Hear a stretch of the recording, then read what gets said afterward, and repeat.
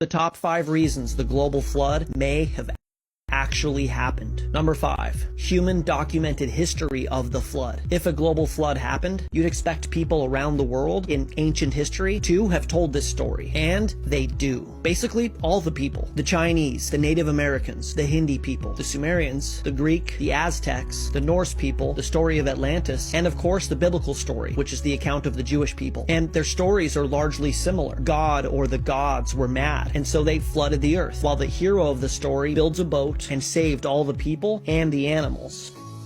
Number 4, geologic evidence of a catastrophic flood. There is evidence all over the world of unfathomably massive flooding. For centuries, science taught us that everything we see was the result of slow, steady processes over deep time. Until J. Harlan Barretts took on the scientific elites and proved the Great Ice Dam flood of the Pacific Northwest. You can see the size of these small ripples that are the result of a local flood. And these pictures from the Camas Prairie in Idaho, which is in the path of this Missoula flood, has the same kind of ripples, but the scale is hundreds if not thousands of times larger.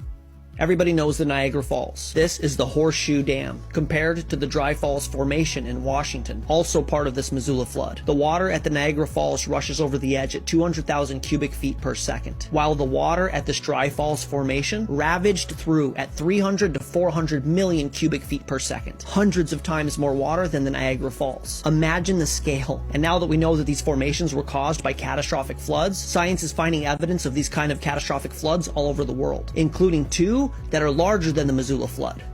Number 3, oceans underneath the Earth's crust. One of the first questions that comes to mind when thinking of a global flood is, where did the water come from? Which is a good question at surface level. But if you read the biblical account of Noah's flood, it's very clear where the water came from. Genesis 7:11. In the 600th year of Noah's life, on the 17th day of the 2nd month. On that day, all the springs of the great deep burst forth. Job 38:8. Who shut up the sea behind doors when it burst forth from the womb?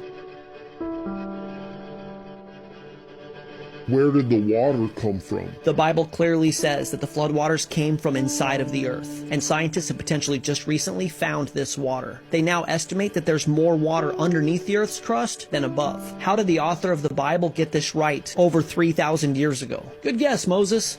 Number 2, the Ice Age. The fact that there was even an Ice Age at all provides strong evidence for a global flood. Why? We all have this idea of what the Ice Age was, but the Earth was only about 4 degrees colder. However, up to 30% of the Earth was covered in ice. Glaciers, technically. Today, less than 5% of the Earth is covered in glaciers. So where did all the snow come from to cover 30% of the Earth? What do you need to form ice? Cold and water. If you only have cold, then you just have a cold age, not an ice age. Where did the precipitation come from? At the beginning of this last winter, Buffalo, New York experienced the most massive blizzard in its recorded history, when a lake effect storm caused 60 inches of snow to encase the city. And how did this happen? Freezing cold Arctic air moved south over the warm waters of the Great Lakes. The waters were still warm from the fall, and as the cold air passes over the warm water, it causes evaporation, precipitation. And in the Buffalo blizzard, this created a conveyor belt of snow, as the warm waters meeting the cold air caused the formation of the clouds and precipitation. And this can explain where the water for the Ice Age came from. Models show that if there was a global flood, this event would have created a tremendous amount of energy or heat, largely due to friction. This heat would have dissipated into, and of course, heated up the oceans, creating this lake effect phenomenon, but on a global scale.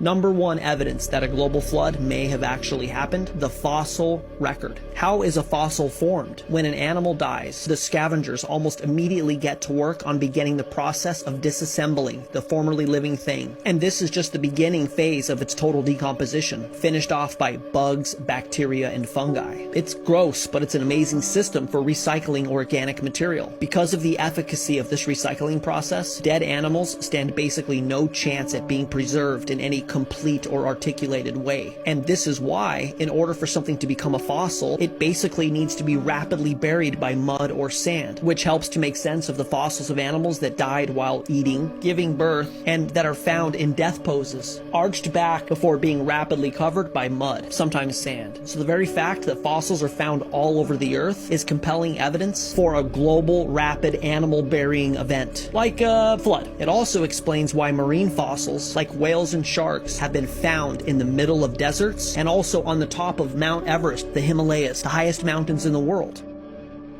So what do you think? Did a global flood actually happen?